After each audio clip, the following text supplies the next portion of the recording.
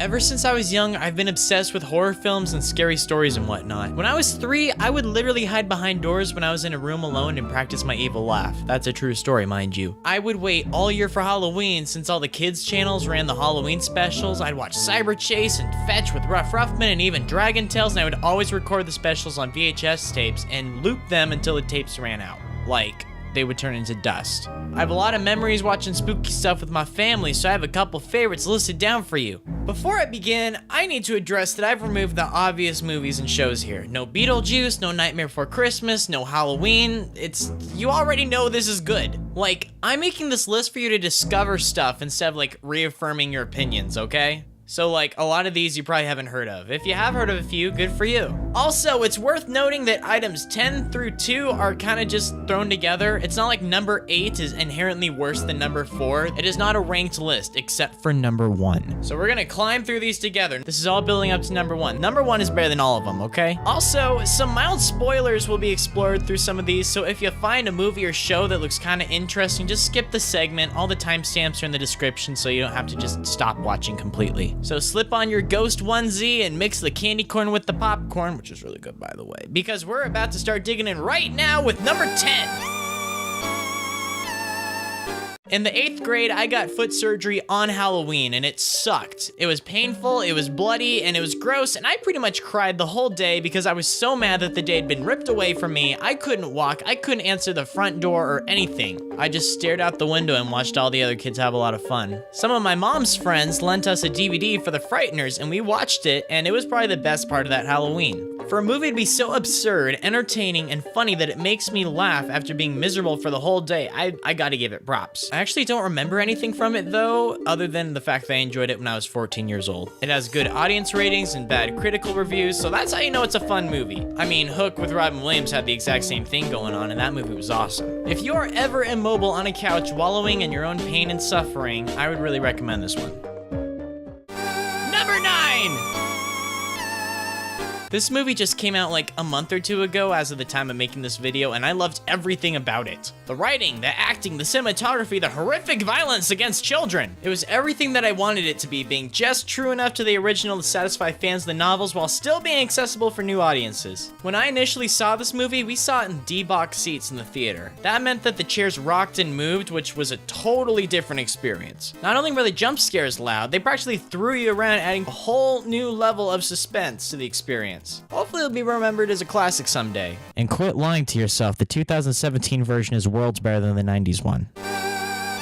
Number 8! Here's a word you don't hear very often, aesthetic. You probably hear that every day if you're an emo kid. This episode looks like Halloween. The sky and the horizon, they're dark, they're pumpkins, they're ghosts, this looks so good. SpongeBob is getting spooked nonstop by his friends, from Squidward to Krabs pranking him, to Miss Puff spooking him, to even Patrick freaking him out by accident. He and Patrick come up with some pretty elaborate prank to pull on the Krusty Krab and scare everyone half to death, until Patrick loses control of SpongeBob and exposes his identity. Everybody starts laughing until the real Flying Dutchman appears and expresses how disgusted he is that everyone is exploiting his likeness for cheap Halloween gags and smearing his reputation among other sea creatures. This is oddly relevant right now, whoa. As punishment, the Dutchman threatens to take everyone's souls and then he takes away SpongeBob's costume and then he panics at the sight of SpongeBob's brain. See, he had this weird idea to cut off the sides of his head to make his head more round since, ghost heads are round, and that kind of freaks everyone out in the room. So why should you watch this despite the fact that I just told you the entire episode? Simple. The artwork is outstanding. I love how much this looks, and I love how it plays out. It's simple, it's fun, it's ironic, and it's spooky, and it's everything that I want from a Halloween special. It's radical. Number 7!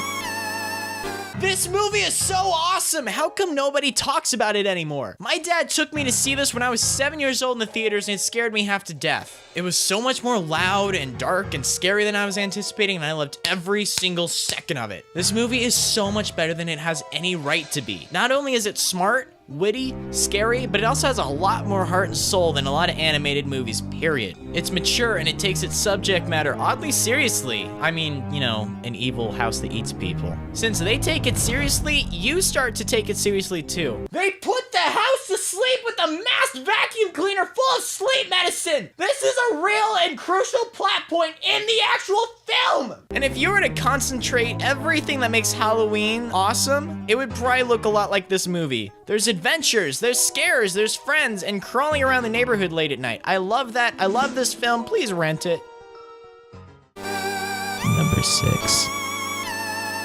What? Why is Diary of a Wimpy Kid on this list? It's not scary one bit. Yeah, no duh. It's just about a suburban kid trying to navigate the 6th grade, and it's wonderful. One of my favorite family movies by a long shot. This movie's on the list because the Halloween segment in it is incredible. I adore it. Frank hides on the roof and throws a garbage can full of water on the trick-or-treaters. Rowley's mom made him a costume. Roderick scares Greg with an urban legend about Devil Worshipper Woods. Oh, it's so funny. It is suburban goodness, which is going to be a recurring theme in this list, by the way, because I love those vibes because that's what I grew up with. All of my Halloween memories are about exploring neighborhoods and pranks and shenanigans and stories about the local culture. This segment of the movie captures it perfectly. I love it. I love this movie. I love this book. Do yourself a favor and check it out.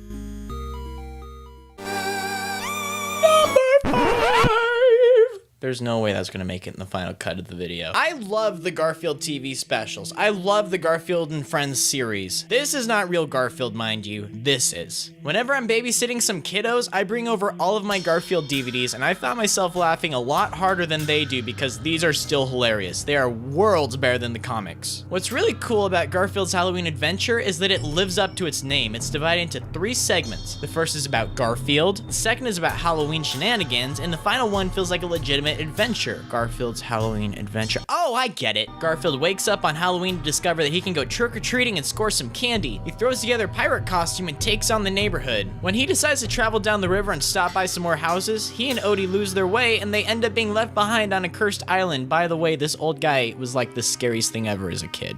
Ah, this is more like it. Remember that comment about suburban goodness I made like 3 seconds ago? That's still relevant. This looks wonderful, and it has like a great pumpkin vibe about it. It's great, and it's one of my all-time favorites. Number 4!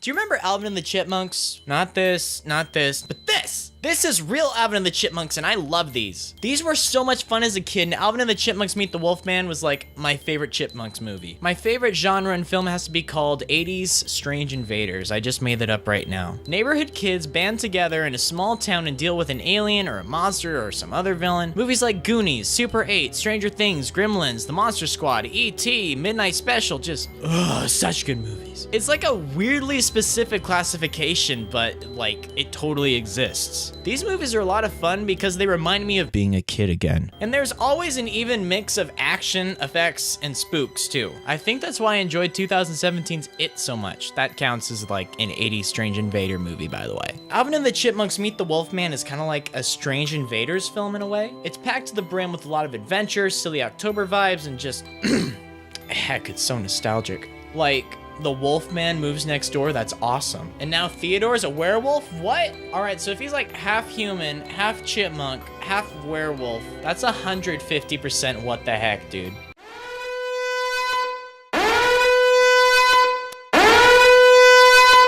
Number 3. I can't sing. Alright, we're not clowning around with any more kid stuff. These movies are so over the top and ridiculous that it's a marvel. This is my boomstick. You can find this in the sporting goods department. See, the first Evil Dead movie was an honest attempt at horror, and it came off being like really campy. Upon realizing how successful yet cheesy their movie was, the filmmakers just ran with the whole thing in Evil Dead 2. It is the best example of mixing horror and comedy. Let me just reiterate, the canon storyline drags the main character from a haunted cabin in the woods to an interdimensional medieval kingdom, and then to a supermarket to fight demons. I'll swallow your soul! Come get some. This movie is so good! The remake was a bit controversial because it didn't have any of the comedy elements that made the original so iconic. However, they went completely overboard with the graphic and disturbing effects. I thought it was an excellent homage to the originals and a super radical post-credit scene too, if you haven't ever seen that. My little brother considered himself like a horror movie expert until I showed him this movie and he tapped out. He could not handle it. Although he has since been able to finish it, so I mean, in case he's watching. Ash vs. the Evil Dead, it's alright. It's not nearly as groovy as the originals. Seem to be in the minority with this. They're still fun to watch. I tore through the first season in like a day. It just felt too much like a cable horror series. I don't know, maybe it's just me. But if I ever have a friend staying the night, I always pull out the Evil Dead films on VHS. These are like a sleepover staple from my childhood, and I still rip them out every summer, and I love them. Hey, this is number 2, buddy.